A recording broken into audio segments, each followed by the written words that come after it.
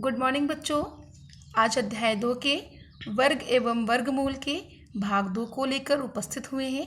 तो प्यारे बच्चों, हमने भाग 1 में वर्ग के बारे में जानकारी ली थी और उससे संबंधित समस्याओं को हल किया था। आज हम भाग 2 में वर्गमूल के बारे में जानेंगे और उससे संबंधित समस्याओं को हल करेंगे। आइए देखते हैं क्या होता है वर्गमूल। वर्गमूल को दिए गए चिन्ह से प्रदर्शित करते हैं। तो बेटा क्या पता चला, अगर हमें ऐसा कहीं चिन्ह दिखे तो हम समझ जाएंगे कि हमें उस संख्या का वर्गमूल ज्ञात करना है। जैसे कि उदाहरण दिया हुआ है 16 और ये चिन्ह भी लगा हुआ है। इसका मतलब क्या हुआ, 16 का हमें वर्गमूल ज्ञात करना है। तो बेटा हम 16 को 4 गुणे 4 लिख सकते हैं।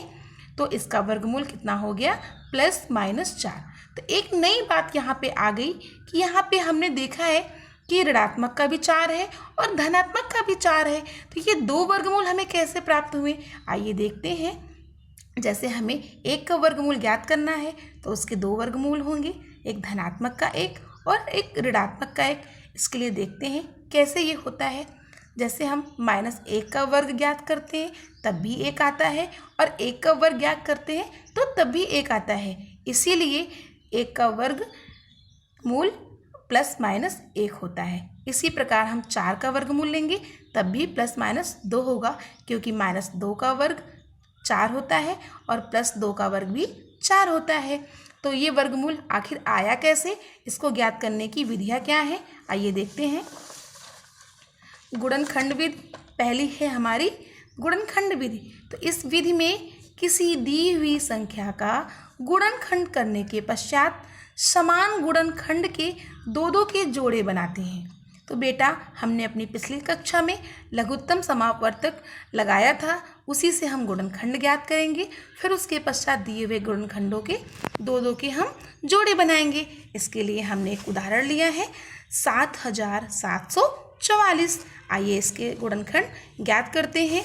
तो हम गुणनखंड ज्ञात करने के लिए सबसे पहले छोटी संख्या से काटना प्रारंभ करते हैं। तो 2 से काटते हैं, 2 तिहाई 6, 1 हासिल गया, 17 हुआ। फिर 2 का पहाड़ा 8 बार पढ़ेंगे, 2 8 16। तो 16 यहाँ पे फिर 1 बचा, 14 हुआ, 2 7 14 और 2 दूनी 4। इसी प्रकार हम 2 से काटते हुए यहाँ तक पहुँचे 242 और फिर 2 एकम 2, 2 दूनी 4, 2 एकम 2। अब ये संख्या 121 जो कि ये हमारी 2 से नहीं कटेगी, तो इसको काटने के लिए हम प्रयास करते हैं 3 से, 4 से, 5 से। तो हमने 11 से काटा है, 11 ग्राम 121 और फिर 11 एकम 11। दिए हुए गुणनखंडों को हम इस प्रकार लिख लेते हैं 2 गुणे 2 गुणे 2 गुणे 2 गुणे 11 गुणे 11 और फिर हम 2 के जोड़े बनाते हैं। ये जोड़ा, दूसरा जोड़ा और तीसरा जोड़ा और फिर ये जोड़ा, और दिए हुए जोड़ों में से हम एक एक संख्या को लिख लेते हैं और फिर दी हुई संख्या को गुणा कर देते हैं। 2 दूनी 4, दूनी 8 और 11 8 88, यानी हमारा दी हुई संख्या का वर्गमूल +-88 आया। इसी प्रकार दूसरा उदाहरण है 11664। इसका भी हम वर्गमूल गुणनखंड विधि द्वारा ज्ञात करेंगे। ठीक उसी प्रकार हम पुनः छोटी छोटी संख्याओं से काटते हुए आगे की ओर बढ़ते हैं और हमें ये गुणनखंड प्राप्त होते हैं। इसे हम लिख लेते हैं और फिर हम समान गुणनखंडों के 2 के जोड़े बना लिए। ये देखो मैंने जोड़े बना लिए हैं और इन जोड़ों में से एक एक संख्याओं को लिख लिया है और उन्हें आपस में गुणा करके हमें क्या प्राप्त हुआ, 108, यानी हमें 11664 का वर्गमूल +-108 आया। इसी तरह का एक मैंने इस प्रकार का समस्या ली है। जैसे एक बाग में आम के 304 पेड़ थे, प्रत्येक पंक्ति में उतने ही पेड़ हैं जितनी कि बाग में पंक्तियां हैं। तो भाग में कुल कितनी पंक्तियां हैं, इसके लिए हम 304 का गुणनखंड ज्ञात करते हैं और फिर देखते हैं कि बाग में कितनी पंक्तियां हैं। आइए फिर पुनः उसी तरह करते हैं, छोटी छोटी संख्या से हम काटते हैं। तो पहले हमने 2 से काटना प्रारंभ किया और काटते हुए हमें इस प्रकार के गुणनखंड मिल जाते हैं और इन गुणनखंडों को हम लिख लेते हैं और फिर इनके समान गुणनखंडों के दो दो के जोड़े बना लेते हैं और इन जोड़ों में से हम प्रत्येक संख्या को ठीक वैसे ही लिख लेते हैं और आपस में हम गुणा कर लेते हैं और कितना प्राप्त हुआ 48। यानी हमारे बाग में कितनी पंक्तियां हैं 48 पंक्तियां हैं और ठीक है और उतने ही पेड़ हैं। अगर हम चाहे तो आंसर की जांच भी कर सकते हैं। 48 पंक्तियां हैं और ठीक 48 पेड़ भी हैं, तो इसे हम गुणा करेंगे तो 2304 आएगा। यानी हमारे उत्तर की भी पुष्टि हो जाती है। ठीक है बेटा, तो आइए हम दूसरी विधि की ओर चलते हैं, भाग विधि। तो भाग विधि में क्या होता है, इसके लिए हमने एक उदाहरण लिया है 4489। इसके लिए बेटा हम पहले दो दो के जोड़े बनाते हैं और किधर से किधर की ओर बनाते हैं, इधर इस तरफ से बाईं ओर, यानी इधर से इस तरफ की ओर हम जोड़े बनाते हैं। तो हमारी लास्ट संख्या 9 है, इधर से हमने ये जोड़ा बनाया और फिर ये जोड़ा बनाया। अब चलते हैं इसके इस जोड़े के बारे में, इसका गुणनखंड ढूंढते हैं। यानी अगर हमने यहाँ पे 6 से 6 ढूंढा है, 6 6 36। अगर हम 7 ले लेते हैं तो 7 7 49 हो जाता है, जो कि 44 से ज़्यादा है, इसीलिए हमने 6 को ही लिया। तो 6 6 36 और हम 44 में 36 को घटाते हैं तो 8 आता है। हम जिस संख्या का उस संख्या से गुणा करते हैं, उसी संख्या को उसी गुणनखंड में हम जोड़ देते हैं। यानी 6 और 6 मिलके कितने हो गए 12। और हम क्या करते हैं, अब 8 है और यहाँ 12 है, तो इसके लिए हम दूसरे जोड़े को फिर से उतारते हैं। दूसरा जोड़ा हमारा 89 है, हम 89 को पुनः लिख लेते हैं। अब हमारी संख्या हो गई 889। अब हमें ऐसा गुणनखंड ढूंढना है जो कि हमारे इस संख्या को काट सके।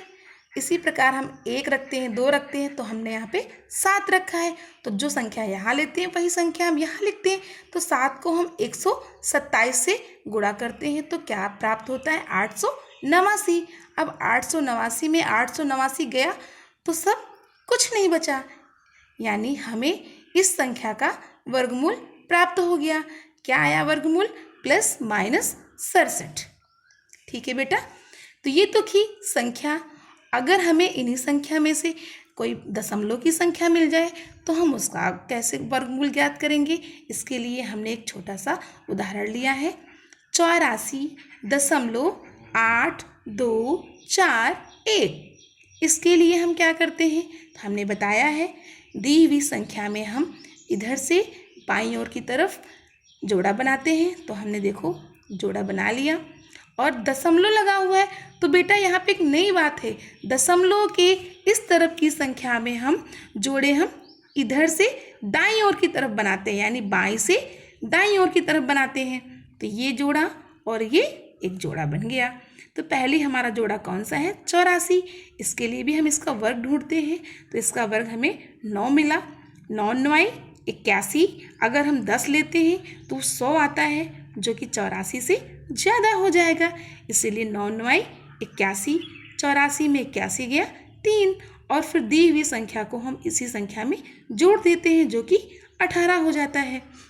इसके लिए अब हम दूसरे जोड़े को यहाँ पे उतारते हैं। तो जोड़ा उतारने से पहले हम देखते हैं कि हमारे दशमलव लगा हुआ है, तो हम दशमलव के साथ यहाँ भी दशमलव लगा देते हैं और उस जोड़े को उतार लेते हैं। फिर देखते हैं कि ये कैसे कटेगा। इसके लिए फिर पुनः 1 2, तो हमने यहाँ पे 2 रखा है और 2 यहाँ भी है। अब 2 को 182 से गुणा करेंगे तो कितना प्राप्त होता है 364। अब 382 में 364 को हम घटाते हैं तो हमें 18 प्राप्त होता है। तो हम क्या करते हैं, हमने बताया भी है, जिस संख्या को हम यहाँ लिखते हैं उसी संख्या को हम दी हुई संख्या में जोड़ देते हैं। यानी 182 में 2 को जोड़े तो 184 हो गया। अब हमें यहाँ पे 184 का गुणनखंड 1841 ढूंढना है, जिसके लिए हमने 1 लिया है, तो 1 यहाँ भी लिखेंगे। 1 को 1841 में गुणा करते हैं तो हमें 1841 ही प्राप्त होता है। तो 1841 में 1841 को घटाएंगे तो 0 बचेगा, यानी 84.8241 का वर्गमूल 9.21 प्राप्त हुआ। तो बेटा आज हमने वर्गमूल के बारे में कुछ समस्याएं ऐसी पढ़ी, आप लोग लगाइए, जो ना आए पूछिए। थैंक्स।